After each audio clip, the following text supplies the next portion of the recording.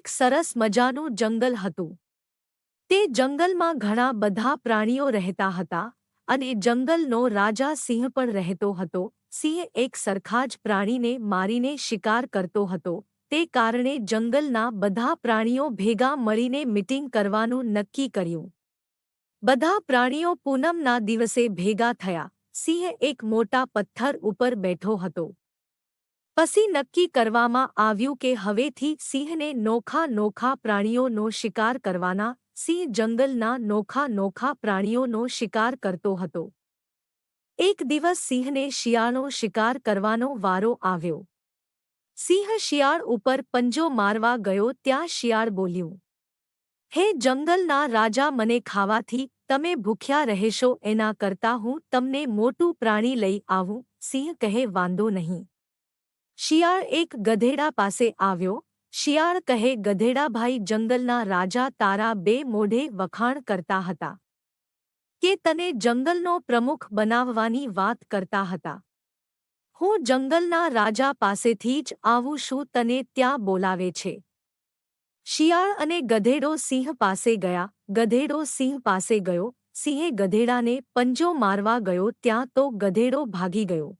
શિયાળ બોલ્યું, તમે ઉતાવળ ના કરશો, શાંતિથી વાત કરતા કરતા પંજો મરાય, હમણાં પાસો જાવ અને ગધેડાને લઈ આવું। સિંહ કહે, વાંધો નહીં। શિયાળ ગધેડાની પાછળ ગયું। શિયાળ ગધેડાને કહે, તેમ બીકણ બોવ એટલે જ તમે પાછળ રહી ગયા, સાલ મારી સાથે। શિયાળ અને ગધેડો પાછા જાય છે। ગધેડો પાછો સિંહ પાસે ગયો। સિંહ ધીમે ધીમે પીઠ પંપાળવા લાગ્યો। એક પંજો માર્યો અને ગધેડોને મારી નાખ્યું। શિયાળ બોલ્યું, લ્યો હવે ભોજન કરી લ્યો। સિંહ કહે, હું બાજુમાં તળાવમાં હાથ અને મોઢું ધોતાવું ત્યાં સુધી તું આ ભોજનનું ધ્યાન રાખજે। શિયાળ બોલ્યું, વાંધો નહીં। સિંહ હાથ અને મોઢું ધોવા ગયો। શિયાળને પણ ભૂખ લાગી હતી। શિયાળે ગધેડાના નાક અને કાન ખાઈ ગયો। સિંહ આવ્યો અને શિયાળને પૂછ્યું, આના નાક અને કાન ક્યાં ગયા? શિયાળ કહે, ગધેડાને નાક કાન નો હોય।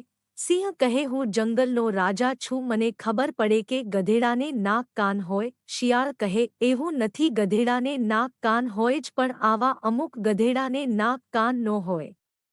તે બીજી વખત પાછું આવ્યું। શિયાળ કહે, તેમ ભોજન કરો અને હું રજા લઉં।